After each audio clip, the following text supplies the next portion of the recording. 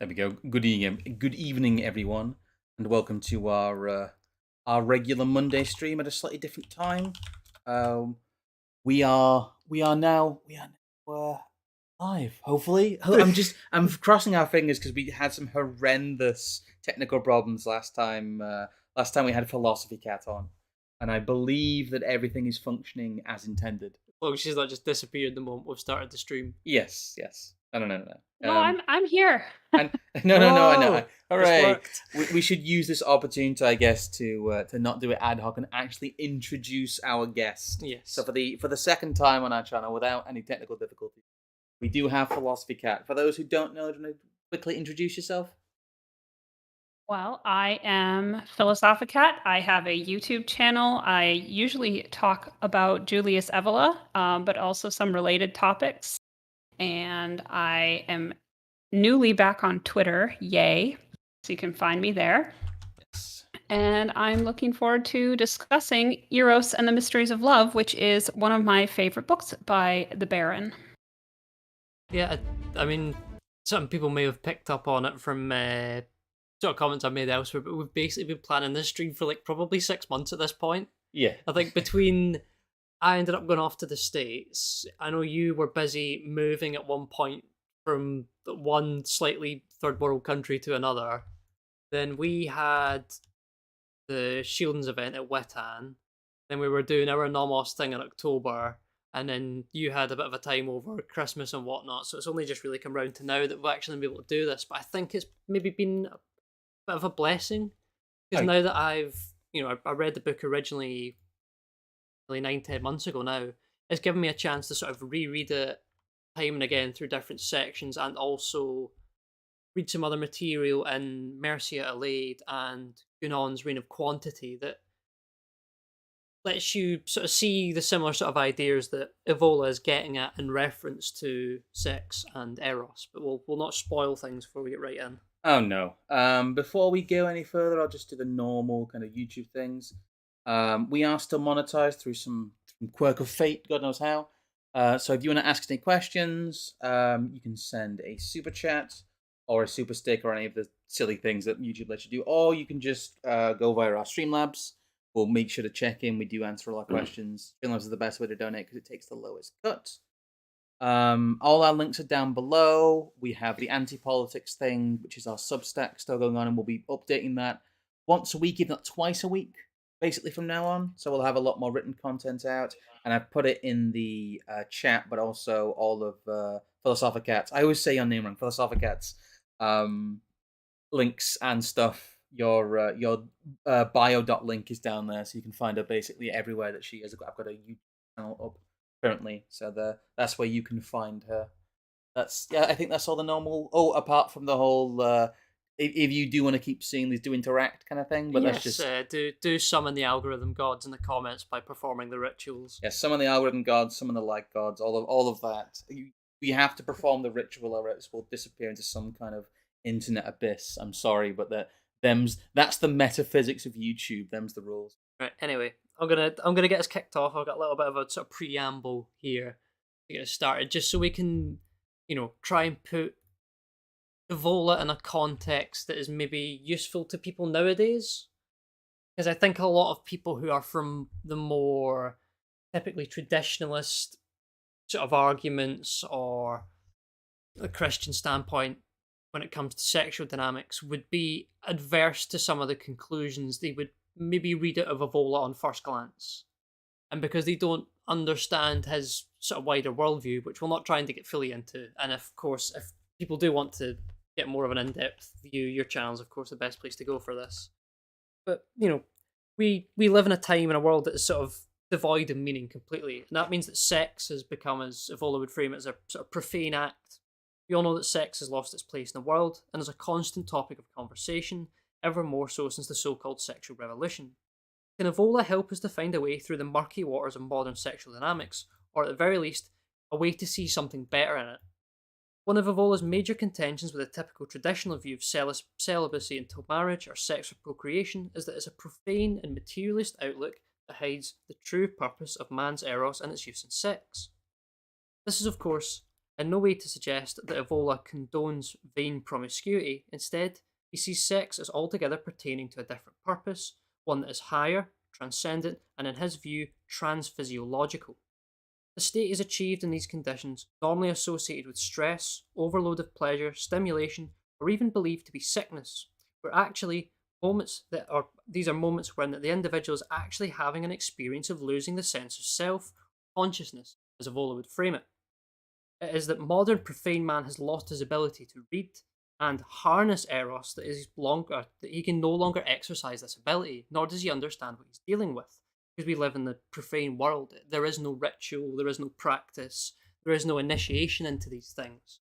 So the understanding of them is just completely gone. Which sort of leads us into the first point I would like to get into. But I don't know if you want to comment maybe on that as an overview on what Vola's briefly talking about in some elements of Eros. No, I think that's a good start. Let's jump into what you've got. Cool. The first couple sections we've got are not from Evola, because why not? They are from Mircea Eliade's book called The Sacred and the Profane, which, again, if you're not someone who is, brought into the world of religion from a very young age, sometimes it's as obvious as it may seem, you don't really get the true meaning of things like ritual or prayer, or how to actually think about things that are transcendent in a way that works for our rational modern brains but is still respectful to their purpose. And I think one of the first things you can do in that sort of path is working out the distinction between what is sacred and what is profane. And that's, of course, this entire book here from Eliade is about. But there's just a couple seconds here in the intro that I think gives us a good place to start. Man becomes aware of the sacred because it manifests itself, shows itself as something wholly different from the profane. To designate the act of manifestation of the sacred, we have proposed the term hierophany. It is a fitting term because it does not imply anything further. It expresses no more than is implicit in its etymological content, i.e., that something sacred shows itself to us. It can be said that the history of religions from the most primitive to the most highly developed is constituted by a great number of hierophanies, by manifestations of sacred realities from the most elementary hierophany, manifestation of the sacred in some ordinary object, a stone or a tree, or to the supreme hierophany, which for a Christian is the incarceration of God in Jesus Christ. There is no solution of continuity. In each case, we are confronted by the same mysterious act, the manifestation of something of a wholly different order, a reality that does not belong to our world, and objects that are an integral part of natural profane world. And this comes, in a section just after he discusses, and I think the one after as well, about the setting of homes, and that homes weren't really possible in, the times of, and this is another thing that's mentioned in Ancient City by Fustel Colognes, that you could build a house and people could be living in it, but until you perform the right rituals and you build it to the right layout, it isn't a home. It's not a proper dwelling. And it's through that we... Sorry, on you go. Well, the reason for that being because you're trying to recreate an image of the cosmos as accurately as possible, and that was the nature of that was the means by which they drew the sacred down into the profane. Yes, I think it's the Axis Mundi, which sounds like a term that would mean nothing, but it's Axis Monday. Yeah. It's a great punk band. That's what he means by when he mentions the tree. He's saying like a tree isn't just a tree anymore. Once the sacred is manifested, it's now a sacred tree, and it's emblematic of something like the Axis Mundi, that center point, and it's through that tree that it's conveying information to man about the nature of sacred reality, and it provides an orienting point in the chaos of profane space. So, religious man isn't really worshiping the tree in and of itself, but rather that tree is just symbolic of the means through which he can participate in a sacred order of the cosmos. Apologies for the Windows noise there, but that's the Axis Mundi. All bases fixed in the world. Yeah, I think the concept of the Axis Mundi, of course, is like just so central to traditionalism and the ancient worldview. Well, I was actually seeing something about that, about how like tents and yurts have that in them. Yes. I'm not sure who was posting that. It might have been you. I'm not sure who was posting that, but someone was posting about the idea of the heavens supported by the pillars of the tent, and then the heavens is seen through like the hole in the yurt, which is a very very kind of universal step culture thing that Yeah, I, survived. I want to say there's even mention in this book about the further that there was a whole symbology of not just having the fire in the center, but sending the smoke through Yes, this. yes, it is. It's like a whole, again, this whole attempt to sort of model the entire cosmos in your own dwelling. I believe that the sending the smoke through is more of a yurt thing, Mm. but it's weird that I saw that Yeah. today. That's it's very it's very fitting. Bit of synchronicity. Well, Eliade actually discusses that in this book, and also Guinan has a few mentions of the same concept in traditional architecture in his book on symbolism of sacred science. Hmm. There's another section from page, the 14th page in the book. Just it'll be the one or two under from where we were before. I'm afraid I flicked around the axis mundi, That's all right. so I'll There we go. The two modes of being in the world. get this. There we go. The abyss that divides the two modalities of experience, sacred and profane, will be apparent when we come to describe its sacred space and the ritual building of the human habitation, or the varieties of the religious experience of time, or the relations of religious man to the nature and world of tools, or the consecration of human life itself, the sacrality with which man's vital function, food, sex, work, and so on can be charged. I will say, if I remember correctly, the section on sacred time in this book is amazing. There's some great stuff in there.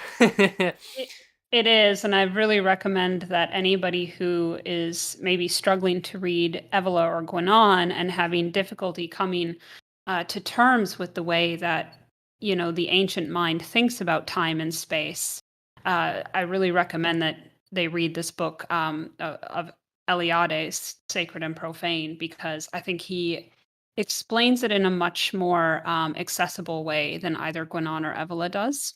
It is a lot. Yeah, it's the first. I read this years ago. I just found again a kind of a PDF copy of it, and it's something that helped me understand. But it's also something you kind of pick up a little bit if you do a little bit of kind of spirituality or ancient world stuff, or you begin to understand a bit of it if you look at bits of esoterica. But it's a very, I wouldn't say it's easy reading because it's quite different if you've never encountered any of it before. But I would definitely echo that recommendation of the Sacred and Profane. It's also quite widely available. You can get it relatively inexpensively. Yeah. So it's not like a lost book either. No. Simply calling to mind what the city or the house, nature, tools, or work have become for modern and non-religious man will show the utmost vividness all that distinguishes such a man from a man belonging to any archaic society, or even from a peasant of Christian Europe. For modern consciousness, a physiological act, eating, sex, and so on, is in sum only an organic phenomenon. However much it may still be encumbered by tabus, imposing, for example, particular rules for eating properly, or forbidding some sexual behaviour disapproved by social morality, but for the primitive, such an act is never simply physiological. It is, or can become, a sacrament, that is, a communion with the sacred. The reader will very soon realise that sacred and profane are two modes of being in the world, two existential situations assumed by man in the course of his history. These modes of being in the world are not of concern, This page of it. yeah, There it is. only to the history of religions or to sociology. They are not the object only of historical, sociological, ethnological study. In the last analysis, the sacred and profane modes of being depend upon different positions man has conquered in the cosmos, hence they are of concern both to the philosopher and to anyone seeking to discover the possible dimensions of human existence. And I don't know, for people who wonder where we're going with this here, you can take all of what he is saying here and this idea of contrasting, man engaging with something in a profane manner and a sacred manner, and apply it all to sex. And I think especially with, and I've said this in loads of places now, and every time I say it, it just gets truer, especially with the way we deal with sex in the modern world, and the way that it is so obviously profane, even to a large number of people. You Yes. don't just have to be someone of a specific prudish taste to understand that our approach to sexual dynamics nowadays is not just unhealthy; it's almost kind of unnatural in certain ways. Yes. It gives you a good introduction because it allows you to see what Evola's talking about, because he mentions the sacred and the profane in a lot of sections of this book without really explaining them fully, because Mm. it's assumed that you know what he Mm. means by sacred and profane. But to see it be so profane in the world, and then to read about the sacred forms of it, Evola talks about it, there's such a stark contrast that there seems to me there's got to be something that we can take out of this and sort of, in the same sense of ride the tiger, you know, be aristocrats of the soul and take something out of it and lose, just the kind of nihilism of some of the more materialist or traditionalist views that Evola goes on to discuss, and we'll we get to some of Right. the And other I sources. think also like the importance of just discussing this dichotomy in the context of Eros is that this book is all about a dichotomy. It's the masculine and the feminine. It's Mm. being and becoming. It's the sacred and profane. And we find this dichotomy appearing over and over again with slightly different names and slightly different forms. But if you want to be able to appreciate this book in particular, it's very important to understand this dichotomy and also to be able to understand it in an abstract way. Because when we speak of masculine and feminine, just as a preface to this discussion, I think it's good that everybody who's listening is on the same page. We're not speaking of man and woman, male and female. We are speaking of absolute eternal principles of gender that do not always translate perfectly or accurately into the material world, especially here in the Kali Yuga. So when we say that something is masculine or that something is of the realm of being, we are not necessarily excluding women as a biological category from those things. Neither are we saying that if something is feminine or of the realm of becoming, that men do not equally participate in this. And especially in the Kali Yuga, I mean, we're all living in the very profane realm of becoming. We are all very subsumed to the feminine. And just in time, Coney current year has chimed in. I believe he says, "What does Evola have to say about traps?" That was covered in our last stream, so Yes, watch our live stream about go that. watch that one. Thank you for the 2 quid. But to carry on with this idea of this distinction of the sacred and the profane, we then have a little bit of René Gunon's Reign of Quantity and Sign of the Times, Make sure where that's filling this. Oh, that's... in a very similar vein, he's talking here, about religious practice. More to him, it's more about specifically symbolism and what you see in symbols and imagery, at least in that book. And again, the same. I think the same point sort of holds, so we'll go through this as well. This arises the idea of what is commonly called ordinary life or everyday life. This is in fact understood to mean, above all, a life in which nothing that is not purely human can intervene in any way, owing to the elimination from it of any sacred, ritual, or symbolical character. It matters little whether this character be thought of as specifically religious or as conforming to some other traditional modality. Screenshot here in a second. Because the relevant point in all cases is the effective action, spiritual influences, the very words ordinary and everyday, moreover implying that everything that surpasses conceptions of that order is, even when it has not yet been expressly denied, at least relegated to an extraordinary domain, regarded as exceptional, strange, and unaccustomed. And I'll pause there before we get into the rest of it. Again, a similar point I keep thinking about from Cologne's Ancient City. He describes the point where Christianity comes into Rome and people stop engaging in burial rituals in the way they did before. Yeah. Because they no longer believe that the people they are burying take on some form of otherworldly role before them. The otherworldly things become just that, otherworldly. They are somewhere else. Yes. And it all becomes like a sort of a level of abstraction by just accepting it as, oh, well, it happens outside of our realm of existence, or our frame of reference, as it were. This is strict. Yeah, and Oh, sorry. this Go. section by Gwinon is I recommend the whole book. It's been a while since I've read this one, so I'm not as brushed up on it as I could be. But um, Gwynon's point here is that modern man can't even perceive anything anymore that doesn't stimulate his five senses. Just the faculties of his perception have become so extremely narrow, and by extension, his ability to comprehend things has become very narrow.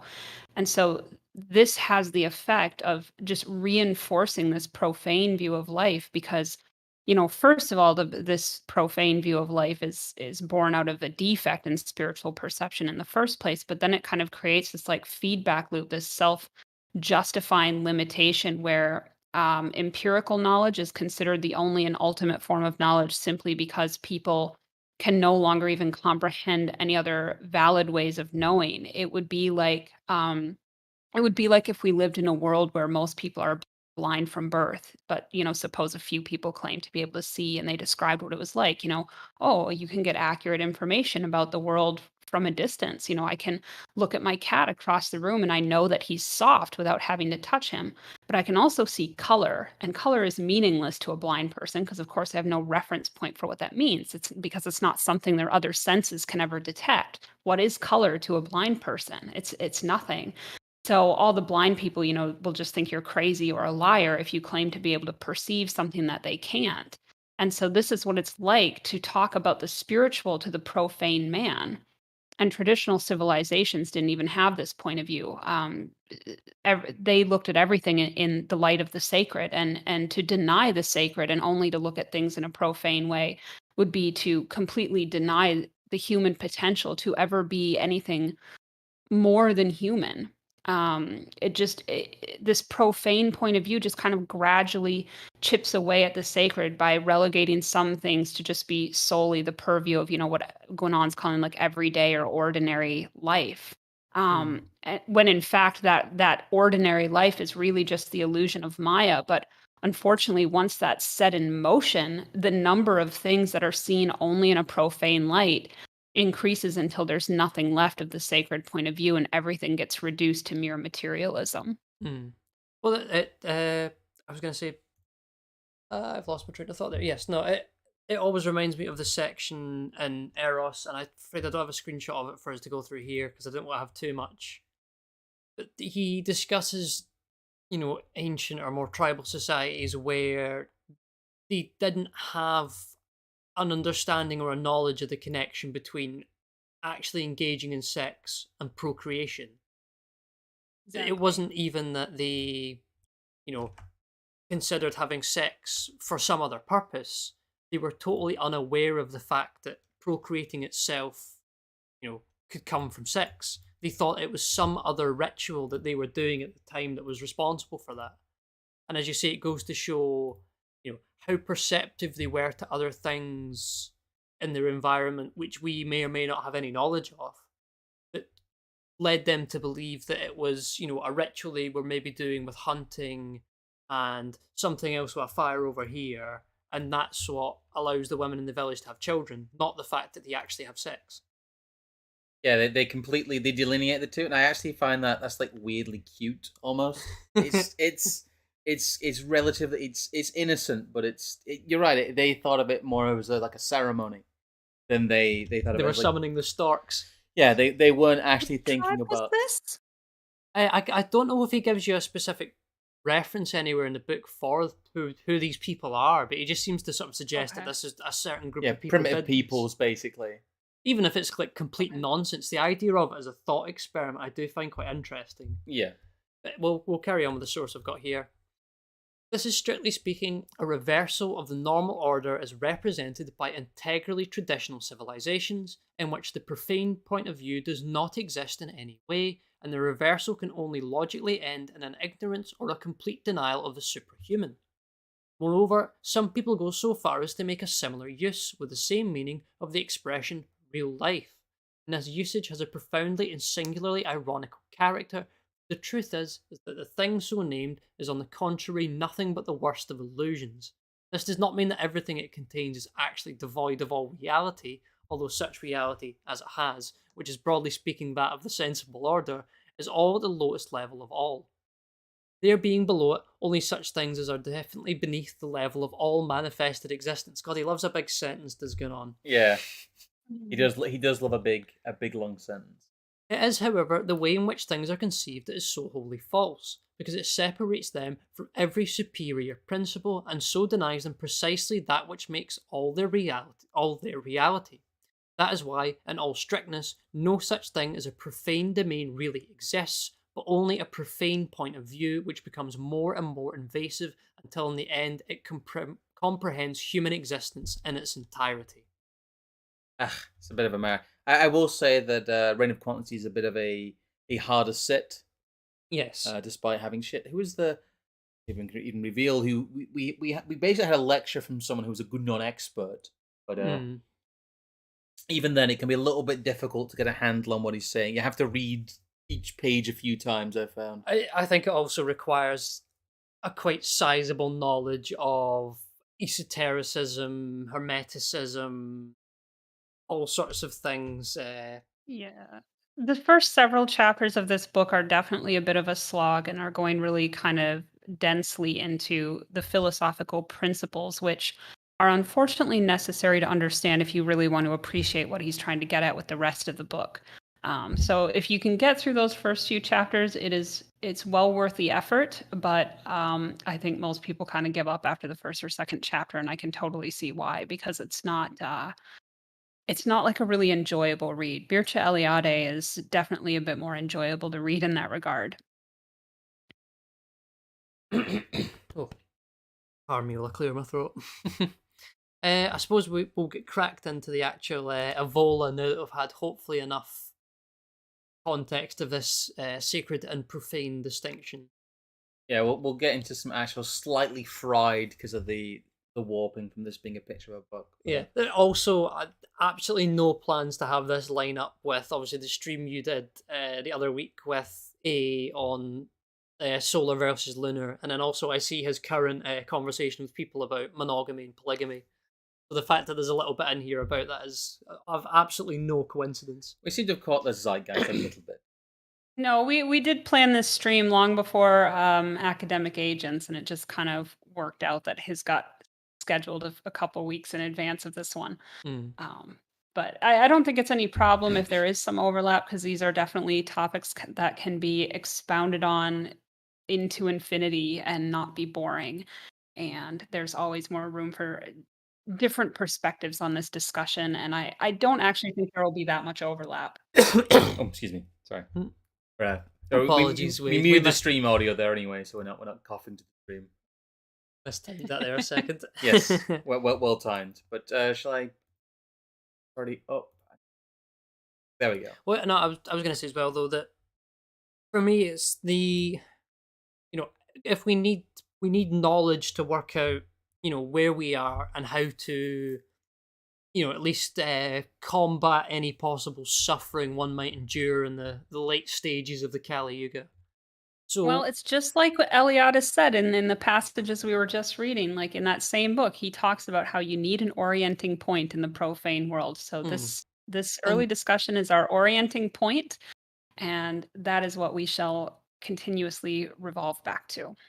yes, and that it's important that we don't just look at it in the distinction of the traditionalist view, the leftist view. And even though you see people who pick up all these different writers who speak in all these different subjects, they still either fall back on some kind of default or take something new and shoehorn it to fit with like what they've read before. And I think that again is one of the things even that most right-wing discussions on this topic are still fraught with profane materialism and bourgeois moralizing.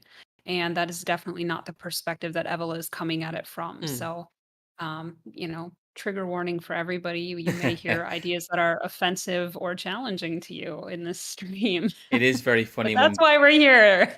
Yes, it is very funny when people who've only read maybe sections of like Revolt and Ride the Tiger encounter the rest of Evola's work and realize he's not some sort of like two genders dab on the SJWs, empiricoid. Yeah. So it's anyway. I'll let you get on with the actual quote here. In an ordinary individual, and especially in a civilized individual of the Western world, erotic experience often has a passive nature.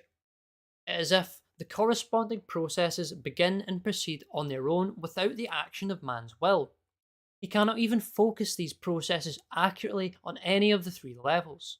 This situation is considered so natural and normal that a person thinks his desire must be compulsive, beyond his control, or else he doubts the sincerity and depth of his feeling or desire. In languages of Latin origin, the word for passion expresses precisely the idea of submitting or suffering. The same is true of the German word Leidenschaft, from the verb leiden, which also means to endure or suffer. Again, another one of these sort of profane views that man is somehow a victim of his desires. Yes. That the fact that he is a sexual beast is sort of something that he must be ashamed of, or, be subservient to almost. Degree of Yeah, passive. the modern erotic experience is very much of a passive nature. It's, he's saying, man experiences passion as suffering, and he experiences it as suffering because he feels he has no control over it. It's like, when you fall in love and you just can't stop thinking about that other person, or you just like feel, compelled towards them. And it's like there is a sense of sort of loss of agency for a person in that position, or, the longing you feel when you're apart from the object of your desire, being heartsick for somebody, pining for somebody. There's endless romantic literature written Mm. around this kind of passionate suffering.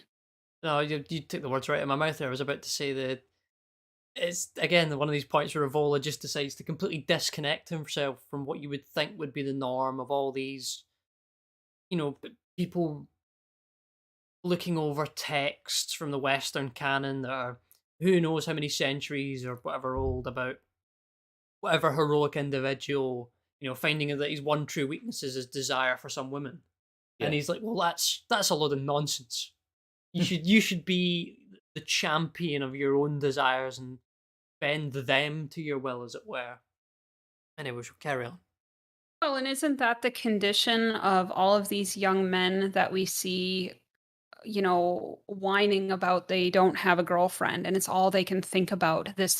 This quest to get laid just consumes them. And they end up in their porn addictions, and it just destroys, like, they attach their whole self-esteem to this. Even like, I'm worthless because a girl doesn't want to have sex with me. And it's like, that is exactly the kind of suffering that Evola is talking about here, but taken to an extreme Kali Yuga type of degree. He's like an OG, that face with no GF post. Yeah, I'm gonna say, yeah, he's just scowling at people.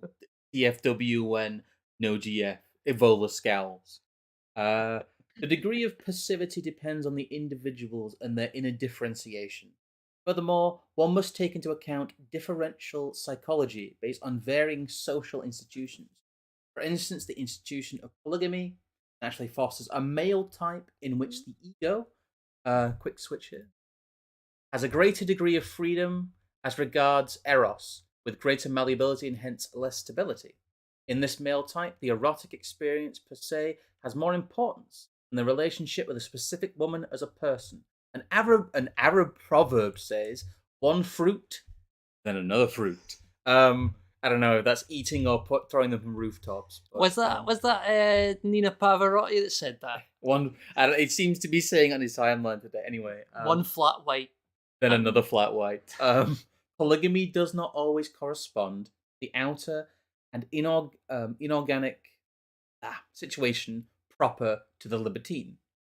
The change from polygamy, or from marriages that allows concubines as an integral part of the family, to monogamy, notwithstanding the conformist views prevailing today, is in no way a replacement of a lower type by a higher type of manhood. It is exactly the opposite. It is rather a symptom of a potential and much greater enslavement of man by Eros and woman. And that is not a thing which marks a higher civilization. I've got to, like, Evola just like dabbing the traditionalist dabbing on the trads. Right, you love to see it. Well, Um, I mean, in this, this monogamous type of marriage is, it is a somewhat lunar type of arrangement, but that's, yeah, and he's clearly not advocating for polygamy in this really degenerate sense. Polygamy is not always degenerate in cases where the man is the master of himself, where he's not enslaved by these passions that we were just talking about. He's instead, using women who are devoted to him for spiritual purposes in regards to Eros. And so when he's, kind of putting down monogamy here in this sense, he's saying it does have the potential to be a greater enslavement of man to the woman. Part of that is through that sort of lunar Demetrian marriage, but also in the sense that he's not he hasn't necessarily freed himself from his passions, from his cravings and desire for woman and for sex and carnal pleasures. So in that sense, it's like, okay, well, monogamy is simply just restraining man from pursuing his base nature of wanting to satisfy carnal pleasures for purely physical, procreative, pleasurable reasons. And in that sense, okay, well, monogamy might be good for men if it's preventing them from, living in what we might term a state of sin, not to use like a Christian terminology, but just in the sense of it is taking him further away from his divine nature to be promiscuous in this very telluric sense. Whereas the difference is that for a man who's a master of himself, a man who needs no king because he is a king, for him to partake in that, it's a different story. And Evola gets into this later in Eros as well as in some of his other books, the idea that for such a man, the normal social and cultural and religious rules do not apply anymore. But that is for the differentiated man, and that is probably nobody listening to this. Like probably nobody in this whole world. it's very much kind of the ancient archetype of the hero or the adventurer. Or you said the king. It is very very pre-modern in that Yeah, sense. well, it was something I actually made a post about on Telegram a while ago. That, and especially in the same vein as Evola seems to look at the subject, that sometimes the best lessons can be discerned at the extremities.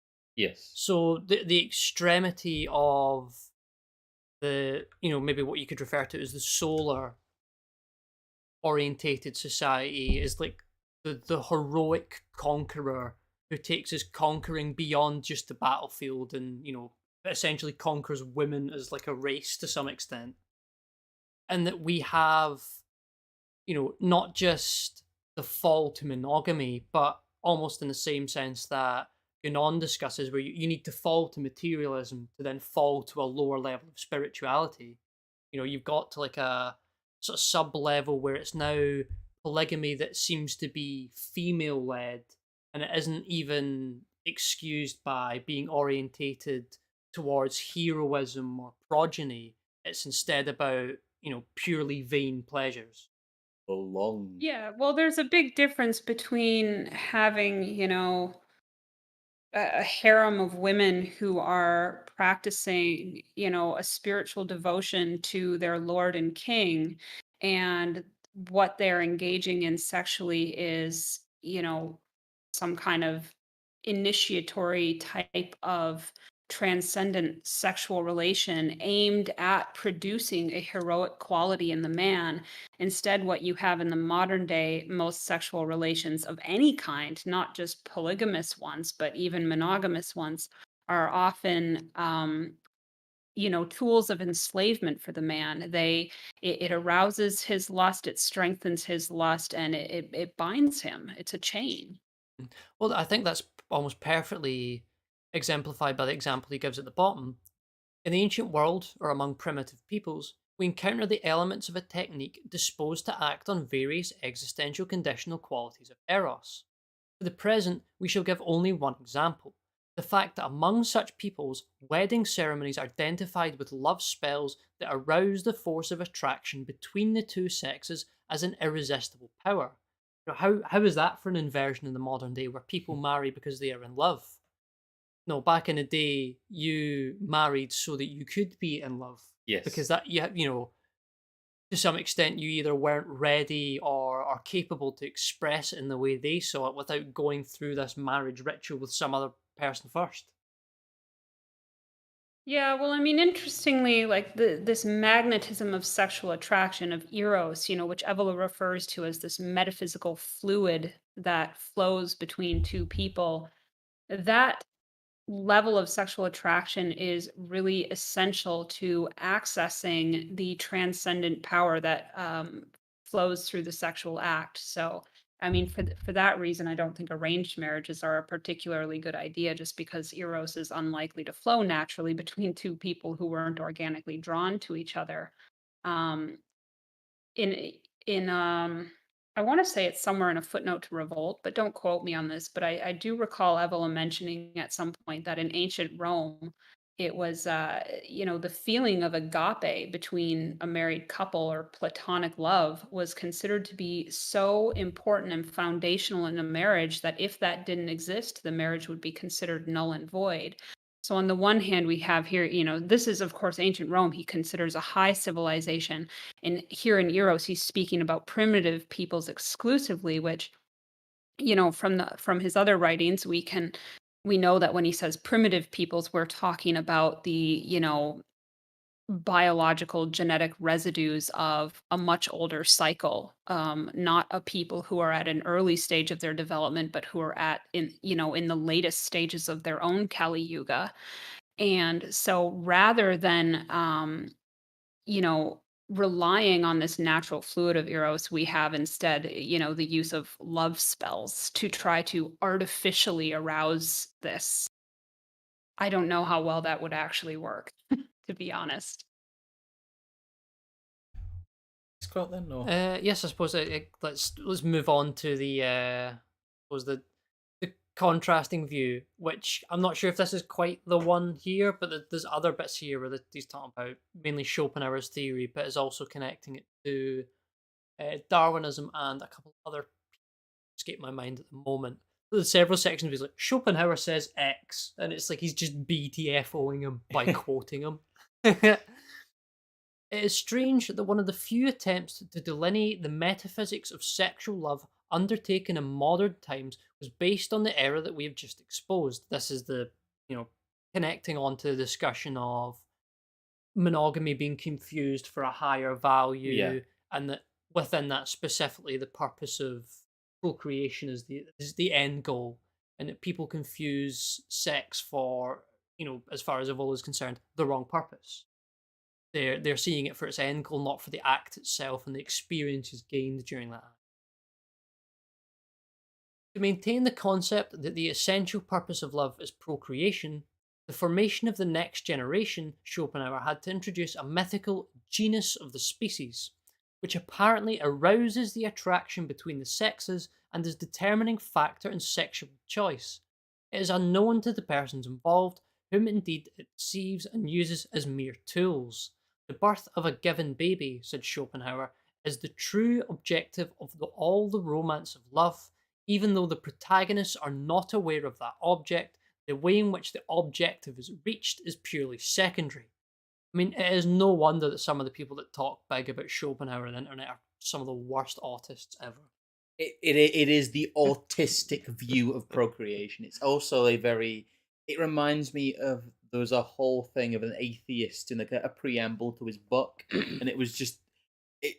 Basically, this is Evola calling Schopenhauer. It's like Reddit's down the hall, Schopenhauer. Yeah, I mean, I think on the next page or a couple pages after that, he debunks it, and basically just his BTFO is to just kind of say, if Schopenhauer is correct, then his theory that the genius tricking men into falling for a beautiful woman who's the best choice for reproduction, he's like, if that were true, it should lead to reduced sexuality in the least fit. And instead, those, the lowest caste of men are the ones who breed most prolifically. Yeah, I'm not sure if it's in there is more to this, but we'll get into here. I'm not sure if it's in this one, but he does quote Schopenhauer and he's like, it's the daemon of sex in the woman that makes the man spill his seed or something like that. I think that might be in the next section we've got here. Jane asks a valid question. Says, "Do you think Evola would support monogamy, arranged marriage for the masses, and polygamy for the elites, insofar as he would care about the masses?" I think that's slightly misunderstands his framework. If you look at the his idea of the kind of the more transcendent man, or the man outside of time, or the hero, it's that he can't help but be that. Hmm. It's not that it's prescribed to him. It's like that's who he Correct. is through the power of his being. I think it's like a backwards one, really. Yeah. So, in terms of the elite, we're not talking about a political, material elite. We'd be talking about a spiritual elite. We are talking about these men who are kings unto themselves, the Hmm. differentiated man. And for them, these rules don't apply. It's not that we prescribe that for them. It's that if they wish to partake in that, it's not doing any harm to them because they are not attached to it, and they are able to act without that sentimental pathos that afflicts the plebeian man. Hmm. Well, I think the As for like supporting arranged marriages, I don't think Evola cares all that much about what the masses do, because he sees them as just being very promiscuous. Even if you tie them into monogamy and arranged marriage, it doesn't change their fundamental nature. All it does is just gives them rules that kind of don't even suit their inherent nature, and sort of forces them to live within a certain like moralized context. But I don't know that he would support prescribing any of these things. well, I was going to say he otherwhere sort of explains the fall nowadays because people who would otherwise at least attempt to exercise these sort of the things that the aristocrat of the soul would do, as you Yeah. say, or the higher man, the man against time, whatever phrase you want to use for it, to prescribe these rules, these values, and definitely, I know he references equality and democracy as one of the causes of them, onto him, is what stops him making use of this potential. And it is in there that the problem exists. We'll get on to the next image. I think it's also worth pointing out that Evola doesn't typically tell people what they should be doing. He is merely explaining what the world of tradition thought about these things. And, he's describing what a differentiated man is. And it's up to each of us to figure out if that applies to us or not. Well, I think, like I said, one of the biggest problems people have when they try and read Evola is that it's not prescriptive; it is descriptive. Mm, And people Yes. are too used to being told what to think through prescriptive text because it is the norm in all post-war discussion. Really, philosophy shouldn't be prescriptive; it should be descriptive. And he's almost going back to more of that scholastic thing of it's a discussion, it's not a conclusion. It's a set of points. It's He's it's not a actually, it's dogma. very rare to see Evola actually give his own opinion on anything in this. And when he does, he's very clear that it is his opinion or his conclusion that he's come to. But they are few and far between. For the most part, he's saying these are the common threads throughout the ancient civilizations, throughout the traditional literature, and here's how it all ties together. But you're correct. He's not telling people what to do. He's not giving answers to you. He's saying, here's the path. Go seek out the answers for yourself. If you're willing to do the work, then you deserve those answers. But he doesn't suffer fools, and he doesn't suffer people who aren't willing to do the work themselves to find out. mm. We'll carry on here. He goes on to say, carrying on from the previous section, the objective then, the procreation of a new being as close as possible to the pure, perfect type of the species able to survive. Thus, the species should induce every man to choose the woman best fitted for such biological purposes and make her seem ideal, clothing her in such an aura of beauty and seduction that the possession of her and the pleasure she can give seem the essence of all happiness and the real meaning of life. The best for the species lies where the individual believes he will find the greatest pleasure, and so feminine beauty and pleasure are made out to be illusions, mere baits which the genus of the species cheats and makes a fool of the individual. Schopenhauer adds, this is the reason why every lover feels disappointed after he has finally attained his purpose, sexual satisfaction, for the illusion with which the species has deceived and aroused him has vanished by then. Essentially, these are mere speculations on the borders of Darwinism, and their one-sided and abstract nature is obvious. First, this mechanism of biological end purpose should belong to the unconscious, to which it was assigned most decidedly by E. von Hartmann when he took up once more the theories of Schopenhauer and developed them correctly. It would have to be a fully unconscious instinct that steers an individual toward the particular man or woman who shows the most suitable qualities for reproduction. Since there is nothing of this kind present in the consciousness of the one who loves and desires, the elementary attraction of the sexes and the fluid intoxication that arises between them is innocent of such an instinct or its hidden knowledge. As we shall see later, even when looked at from the outside and stripped of subjective evidence, the problem of sexual choice is much more complex than the theory of natural selection implies. If we shift our attention to a mundane activity, nourishment, and compare it to sexual choice, we find that no man but the most primitive will choose or prefer only those foods best suited for the survival of his organism. This is the case not because he is corrupt, but because he is man. That's pretty good. So he's just in a roundabout way saying that, like, well, people choose different things. You did he? It's not an obvious choice who the ideal mate is. Otherwise, beauty would be settled and it would never be discussed. Oh, also, Well, I mean, as you say, like Schopenhauer is like, just a bit autistic, and he's just completely ignoring like the human element in this, and the fact that the heart wants what the heart wants. And Evola's analogy here of nobody chooses only the foods that are like the most healthiest for him, that he needs in order to optimize his body functioning. He chooses what he likes. At the moment, like, I'm on a big watermelon kick because I've recently discovered that I love watermelon, and so that's pretty much all I'm eating. Is that the most healthy thing to do? Probably not the most balanced diet. It's not terrible, but I just kind of got to get it out of my system. That doesn't make sense from a perspective of like optimizing my health and energy, probably, but it's like, well, the stomach wants what the stomach wants, the same as the heart wants what the heart wants. And sometimes you just fall for the most toxic person imaginable. Yeah, so you should probably throw some proteins in there, maybe some fried chicken as well. But I gotta say, we've got an ape god, Aurelian Nodless Caesar's been a member for 8 months. Thank you for the canoe support. And he's saying, so the meme is true. Rome is the pinnacle of man. No more Rome posting. Yeah, This is a no Rome posting zone. I get enough of Rome on Twitter and Telegram. No blacks, no Irish, no Romans. Yeah, there's too much Rome here. But I think it might be one of the 2 pages after this when he finishes this section off that I don't have the image for, but he sort of contrasts this whole view with essentially an admission that to try and place a full understanding of Eros and its metaphysics in our world is impossible. And that the lengths, it's almost kind of demonstrated in that, and the lengths that Schopenhauer and others have to go to sort of have this whole view that you're being tricked by the daemon of eroticism, and that you're being cheated, and that's why men have post-nut clarity. But that, to truly, once you've begun to understand what Evola is describing when he talks about Eros, to try and understand and place it in the world would be like trying to understand the meaning of life.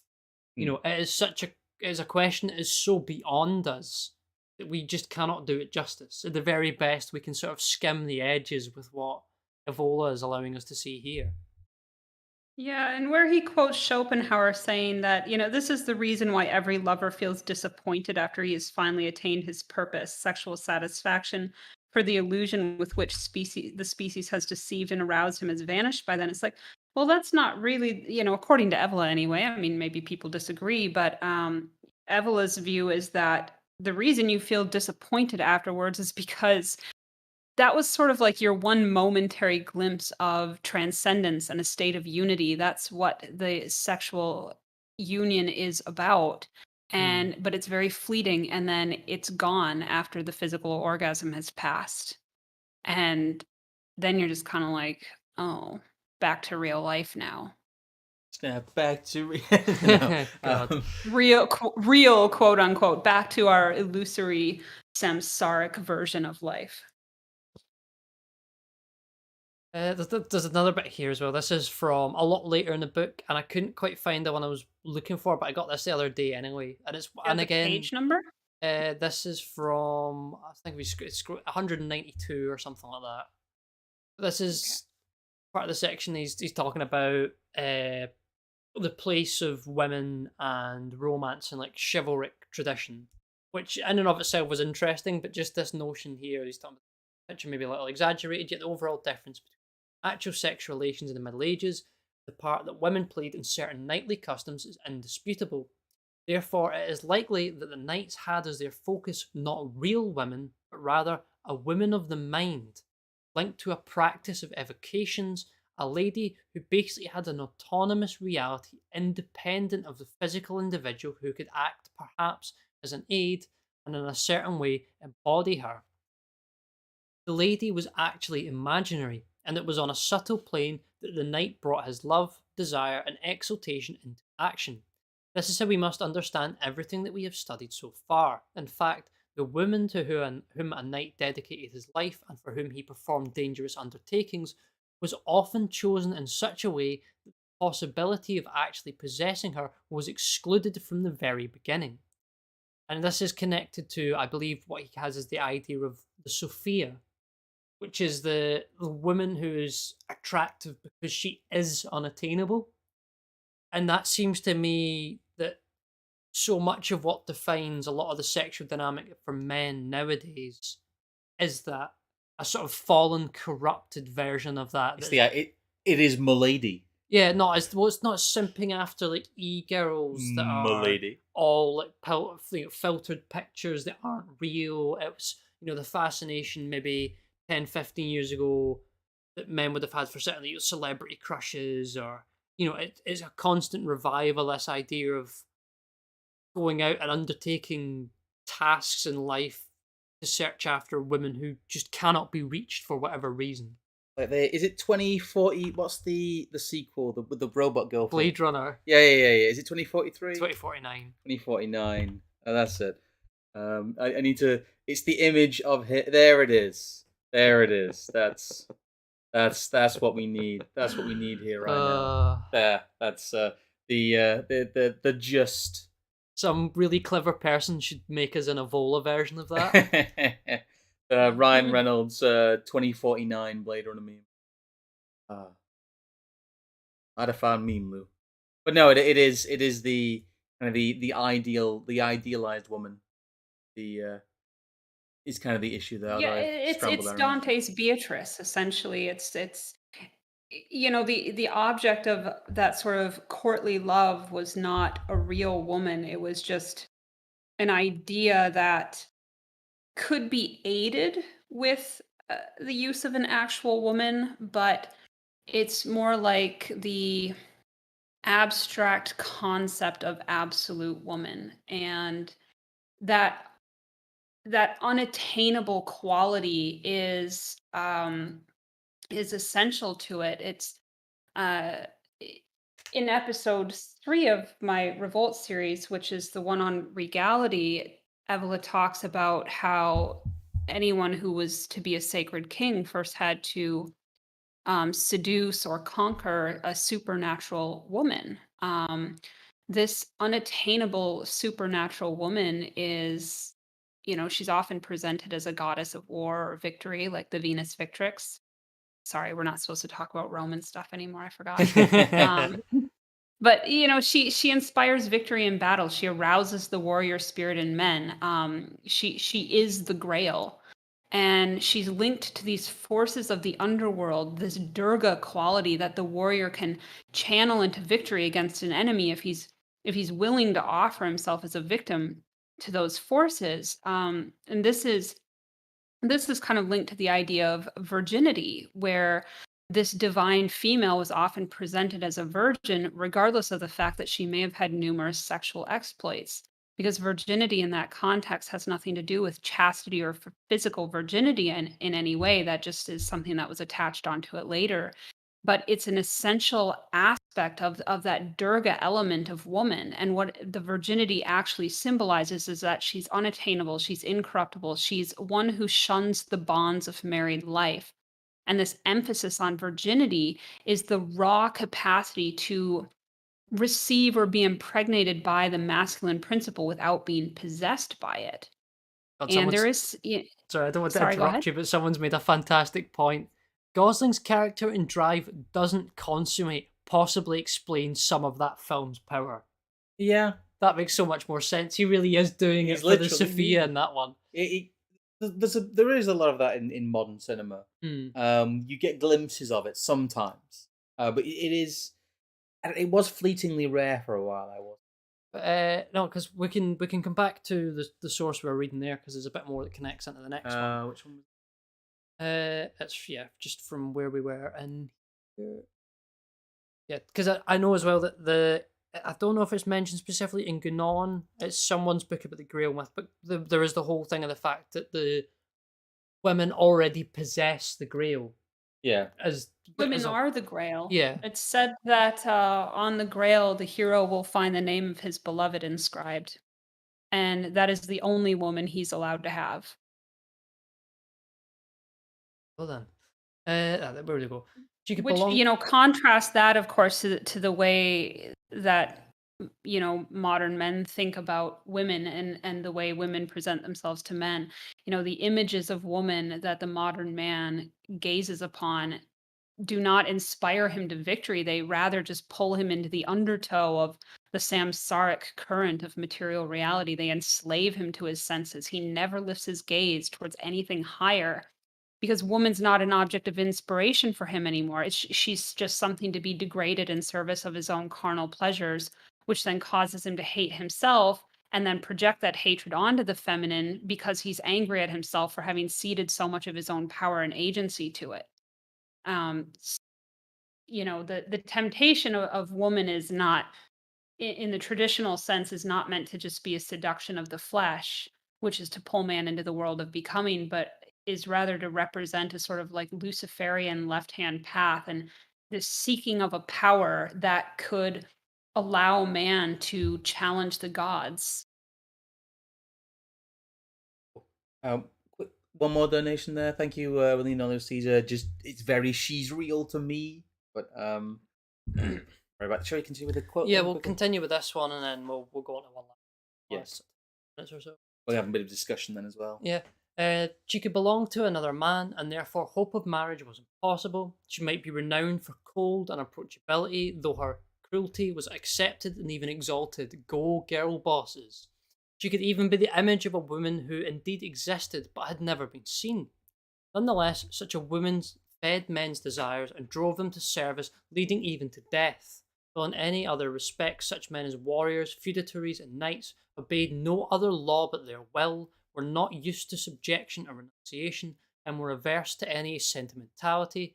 In certain circles in Provence, the name Donoi or Donny actually meant a kind of erotic relationship that, in principle, shunned the possession of women. In one illustration of the time, a man has his hands tied symbolically, and it was said that he who wishes to possess his woman wholly knows nothing of Donoi. And in other cases, the man already had and possessed a woman, but she was not the object of such an eros. As we said earlier, we must think here of a silent will to prevent concrete erotic relations from marking the end of the inner tension. Rilke observes quite rightly that it seemed men feared the success of their courtship more than anything else. That's a very George Costanza mindset there, isn't it? It's an extreme. But on the other Always hand, sabotaging himself. but on the other hand, we should remember the facts that fit into the system of evocation of the female as such, and of the absorption of the female and self-integration with her on a superphysical and invisible plane. Such a state is an approximation, albeit confused, absolute. Yeah, but the next. All right. Okay. Absolute possession of the inner woman and runs parallel to a constant urge towards self-transcendence. Heroic undertakings, dangers, adventures, and every fanatical action done for the lady.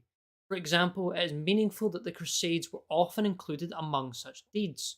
The theology of the castles and courts of love commanded faithfulness to both God and woman, and affirmed spiritual salvation of the knight who died for the woman of his mind. And this is compared to the idea of celibacy you're sold nowadays, Yeah. that is, almost a kind of like dry monk who's passionless and poor and Yeah. grey. This is someone instead who's taking, It's to preserve the passion. yeah, It's to keep the passion and there. to actually aim it towards something, just higher than I the female alone. I feel an Evolian video essay about Mario and Peach coming on. Well, here we go. The theology of the castles and courts of love commanded faithfulness both to both God and women, and affirmed spiritual salvation to the knight who died for the woman of his mind. This takes us back to the idea of the immortalizing power belonging, in the end, Eros. Moreover, some information concerning the Templars is interesting as regards occult and hermaphroditic integration. It said that demons came in the form of women to the Templar knights who practiced chastity, and that every knight had his own demon. We can see clearly here the theme of the union with the female on a non-physical plane, a theme that we also meet in certain magical traditions and also mentioned by Paracelsus. Moreover, we should note that the idol used as the centre of the secret rites of the Templars, Baphomet, was said by some people to resemble a hermaphroditic figure or even a virgin. So, to maybe fill in some of the gaps between here and the earlier stuff we were reading, when he's talking about the inner woman or union here, or the sort of unity, it's all that is male in the man and all that is female in him meeting with his perfect opposite and his partner, and then them forming a total unity of like one whole person, one whole man, one whole woman, and one form, as it were. And that's depending on the certain rituals and this, that, and the next thing. That can either be physically achieved here and now, or only through some greater sort of crusade or sacrifices. Example here.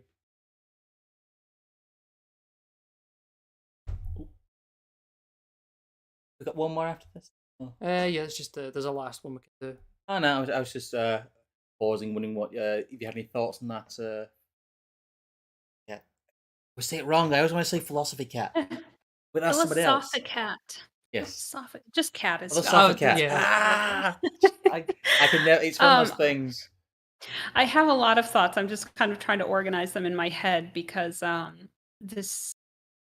next episode of Revolt is the soul of chivalry, and so I've been organizing a lot of different little sections like this, and it is very interesting the degree to which the chivalric orders went in this direction to this faithfulness to woman, which almost seems like on the surface level it seems like it's simping. And it's like, how is that masculine? How is that solar? You're simping after a woman. You're devoting all your deeds for a woman. You're doing things to please her.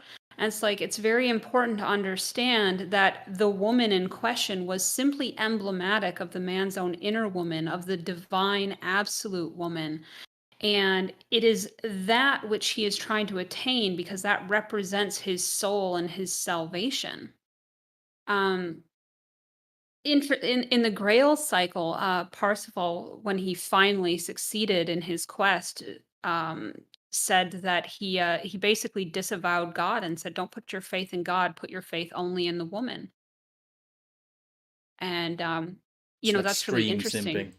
It's very well. It's very Luciferian in that sense. The gods won't help you on this quest. You have to do it yourself, and in order to succeed, you find inspiration in the divine absolute woman, and because that is representing man's soul. The reason man has to go on this quest in the first place is because he's seeking his soul, whereas woman doesn't have a soul. She is soul, but she is seeking spirit, which is represented by the man. Again, coming back to this duality that we opened with.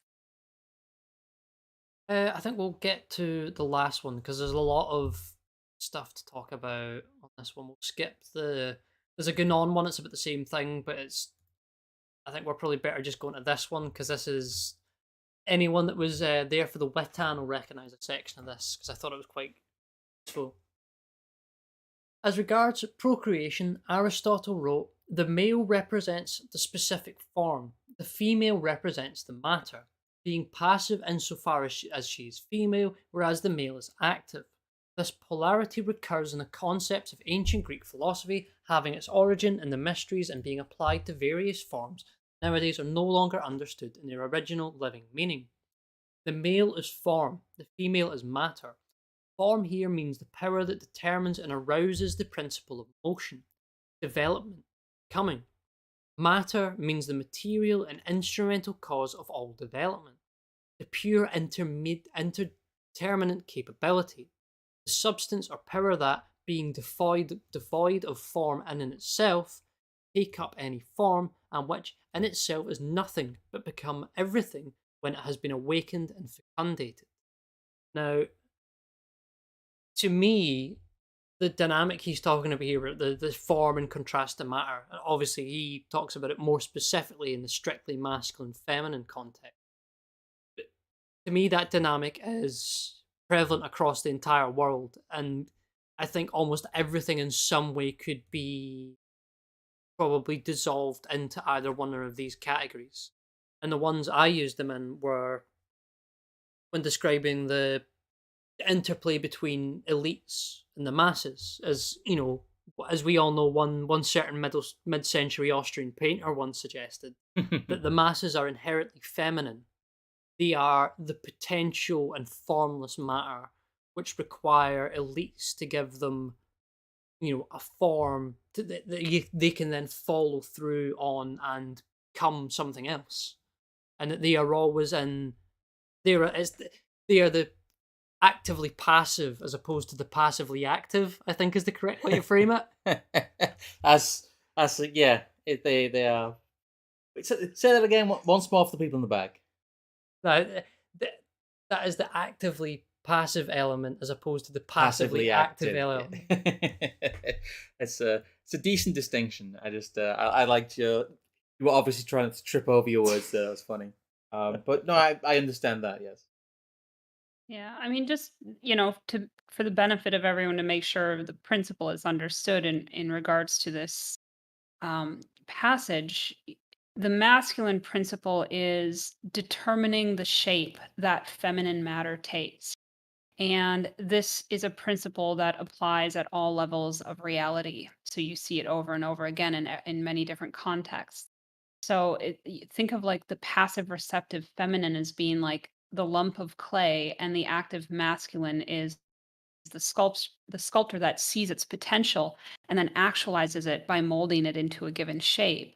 That clay, of course, can never actualize its potential without the sculptor, but neither can the sculptor ever showcase his talents, which represent that higher ordering principle, without the clay to work. So matter is really, it's nothing on its own, but it can become everything once it has been impregnated by form and its potential has been actualized.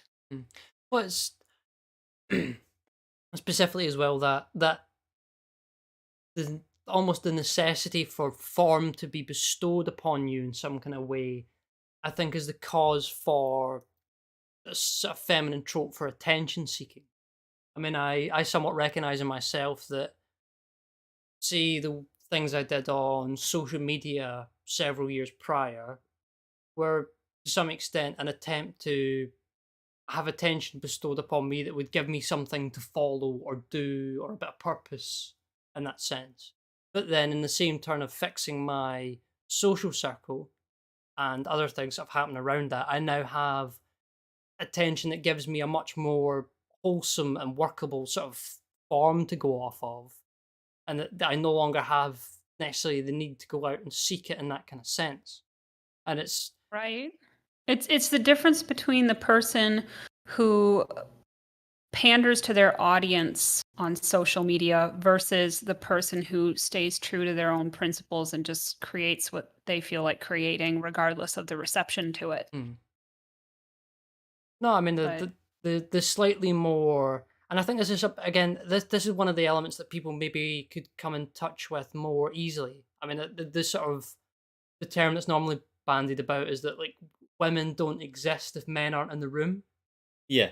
and that they are, that they are such potential that as they all grouped together. That's why they can only ever chatter about like inane things, because there is no form given to the conversation, no rules or no structure, or no even any sort of orientating pole to it, because it just is. It's just matter. Yeah. It's matter without form.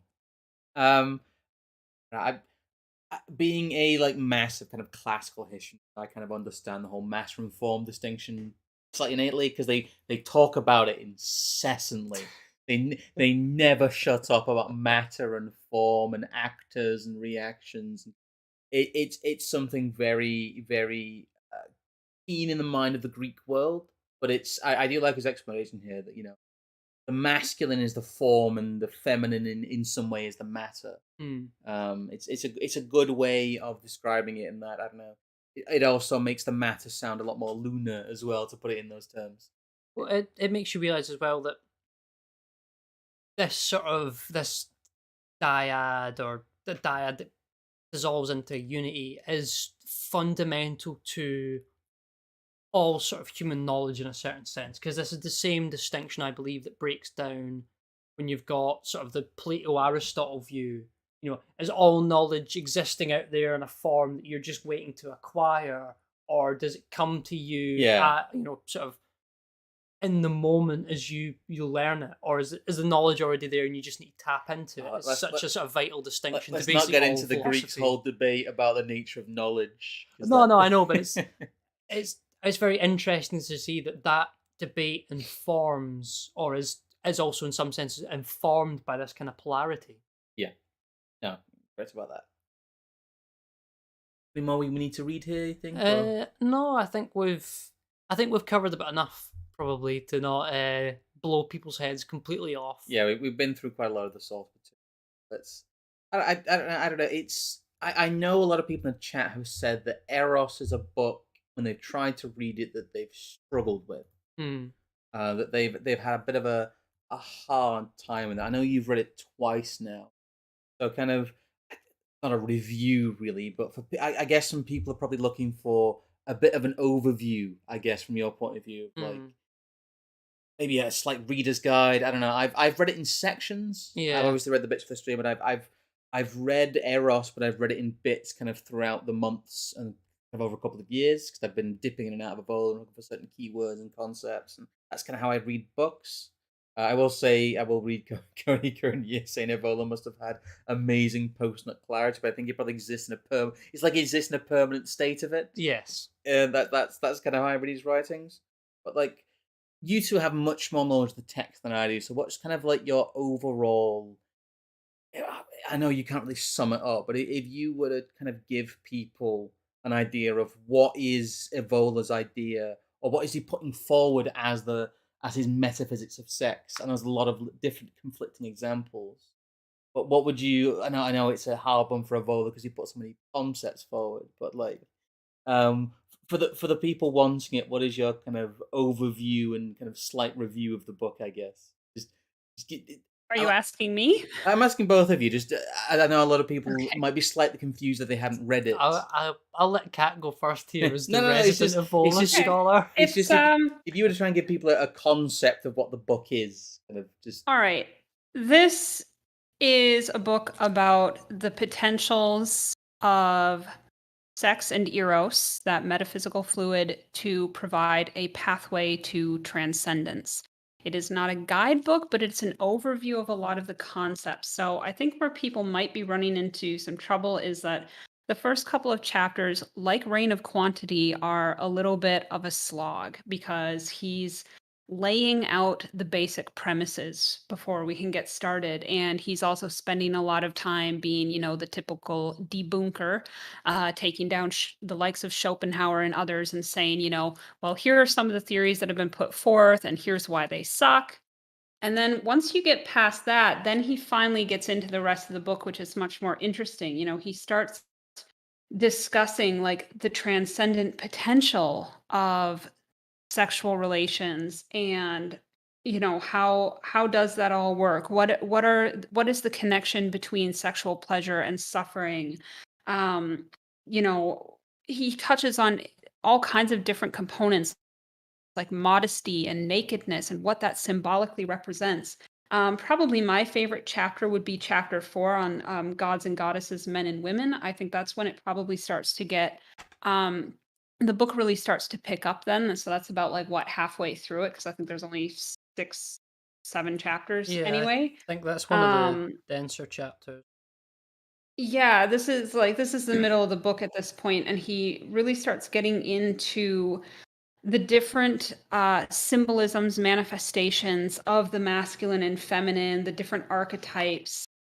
And then the last 2 chapters of the book have to do more with, the different types of sacred ceremonies and initiatic types of sex magic. Yeah, that's And for me, that's where I think I got most out of the book, and not just on the subject of Eros itself, but through his careful exercise of these different ritual practices, the purposes they were aiming towards, the reason, not just why they did them, but why they did them on certain times or in relation to certain other events, and how that mhm, from that we can inform more of what the spiritual view or the traditional or tribal view was. And that's why earlier on I brought up the example of the people who procreated because they thought it was part of some other ritual and had sex otherwise and didn't see the connection between the two.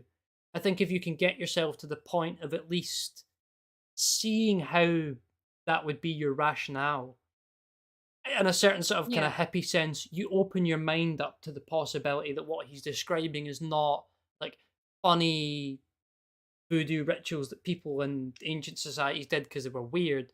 There was a purpose to these things, and they were aimed to something right. that we as who we are never going to be capable of fully understanding. He But takes his metaphysics of sex very seriously, mm, for certain. And somebody is like, why should the dissident right read the book? Well, the dissident right should read the book because they have really unhealthy views about men and women and sex, first of all, and this might disabuse some of their weirder ideas about it. But I think we need to also keep in mind any book that we're reading by Evola, what is his main purpose with all of the books that he's written? He is trying to lay out a path back to the world of tradition. And in order to do that, we must first understand what the world of tradition is. So, this book is specifically, what does the world of tradition have to say about sex? What role can that play in our life here in the Kali Yuga? yeah. Is there any value in trying to use this as a tool? These are the questions that this book attempts to answer. Well, I like the fact as well that he doesn't just give you the knowledge by explaining again at length initiation, the importance of knowledge that is hidden, and why there are very good reasons to do so, to only make people aware of certain practices or rituals or the true meaning of them at some sort of certain level that they must attain by an ultimately sort of subjective and standard that is to some extent beyond us. It helps you to then understand what we should also do with the rest of our knowledge, and also the way that we organize ourselves as a group. I mean, that's Yeah. one of the most important principles I think you can drag out of any text, be it political, philosophical, or believe it or not, a weird traditional treatment of the subject of sex. But having read it at speed at points and in sections, I would say that that's basically what I've done with all of Evola. Although I have read now basically the kind of his anti-modernity trilogy in full. I have actually read Men Amongst the Ruins, which is a little bit of a slog, but everyone likes Ride the Tiger. If you have anyone to start with Evola, I would. I would actually recommend The Bow in the Club. Although I was going to say Ride the Tiger or The Bow in the Club. I would not recommend people start with Ride the Tiger. Yeah. Riding the tiger requires that you first understand if you're a differentiated man or not. And too many people dive into that and they get entirely the wrong idea about that book. Um, it has a fun title. Oh, yeah, Surf in the Kali Yuga. I get it. It sounds cool. But if you don't understand what Evola's metaphysical worldview is, you are going to come to the wrong conclusions. As for Eros, in terms of like the personal value that you could get out of reading it, just in terms of like practical application to your daily life, it is always beneficial to really understand the essence of what masculine and feminine is. You can see it in your own relationships, you can see it in the broader collective. It does really help to construct a solid framework of how the world operates, and they are concepts that you can apply practically into your relationships with other people, and in particular in your own romantic relationships. I will say as a not a final point, but Ruvik, I think that's how I sent the chat, makes a very good point. Just like knowledge is also a reward unto itself. No, it's not. No, no, Indeed. as reading, like you can just read Evola because it's nice to read. No, no, in that sense, but I don't think that's a universal principle because No, I no, would no, no. suggest the They shouldn't. You shouldn't really need if it's something you're interested in. There mm. doesn't need to be a kind of empirical utility to it.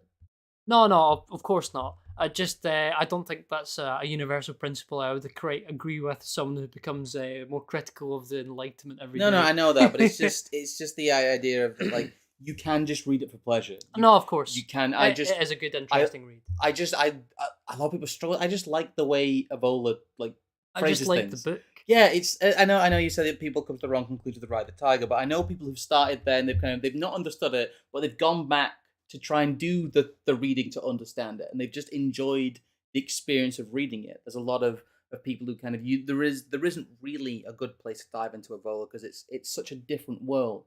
But as you read more of it, you will build up more knowledge about it, and they're really it there are I guess there are right and wrong places, but if it interests the place to start is the place that interests you really. No, that's very true. He has Actually, talked about many different subject areas. He has talked about many different metaphysics of different I things. I started with The Doctrine of Awakening, which is one of his harder books. I don't recommend I've that, but I've, look, it's not a deal breaker I've if you not read start that. with the wrong book.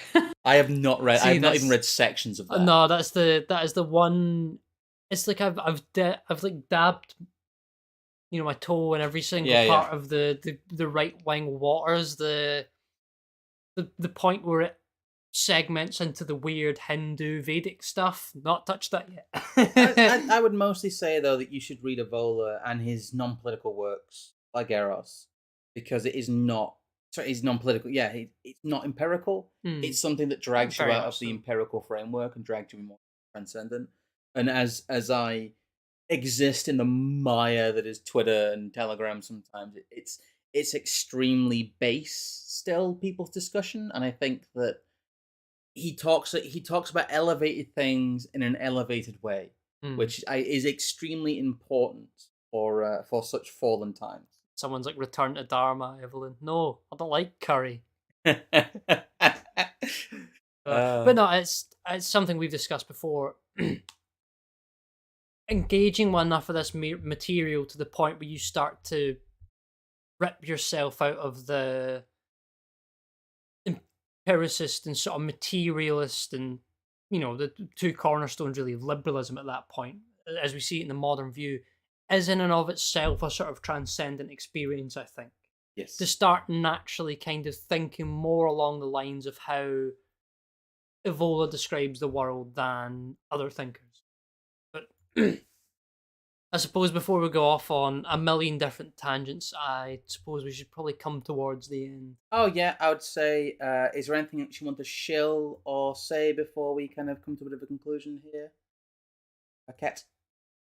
Um, well, I don't have too much to shill at the moment. I'm, working on a few new videos for my channel, which I'm doing simultaneously. So they are all taking forever, and I should probably just focus on one of them. But, we do have a new Revolt episode in the works, which, as I said, will be on the soul of chivalry, and we'll touch on a lot of the topics that we've discussed today. So keep an eye out for that in the next couple of months. That's kind of going to be the big main project for now. So, um, and yeah, I see you've got my bio links up on the Yes, screen, I don't which think your doesn't Twitter's in have here Twitter though. Yeah. anymore. No, I have to put it back. I honestly didn't think I was ever going to get it back because it's been close to a year at this point. But I've got my astrology page, so if anybody's interested in booking a reading with me, you're welcome to do that. If you want to just learn more about astrology, I will be hosting monthly study groups for that again starting up this month. I haven't picked a date yet, but it will be on a Friday most likely. I've got my Telegram channels as well, so you can find me there. And yeah, just thank you so much for having me on to talk about this very interesting subject. I'm sure we could probably keep talking about this book late into the night. Very easily. No, thank you very much for coming on, and I don't know. I look forward to, I don't know, whenever if we come across some other either Evola or esoteric related thing to chat about. Yeah, or we could even do another stream on this book. If there's any topics in there that you'd like to go deeper into. Yeah, I would be more than happy over the future to kind of work on that, and maybe we could tackle some of the denser stuff in the middle if people enjoyed this as a bit, maybe a primer, as it were. I think it was a Yeah, decent, I think this was a good primer. I think we covered a lot of the basic concepts that people would need if they, they know what they're getting if they dive into this book, and hopefully that this is a bit helpful in terms of just being able to breeze through some of those early chapters a little bit better.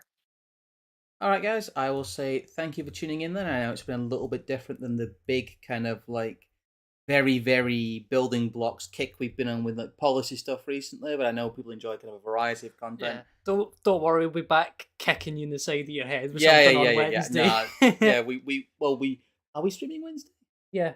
Oh, we are. Oh boy, we're gonna have a double bill for you. Wednesday and Monday are gonna be like I know we say we're not blackpilling, but we try not to be. But the process we're gonna have to take people through to get to where we're going is gonna be a little bit rough. So buckle up, buckaroos.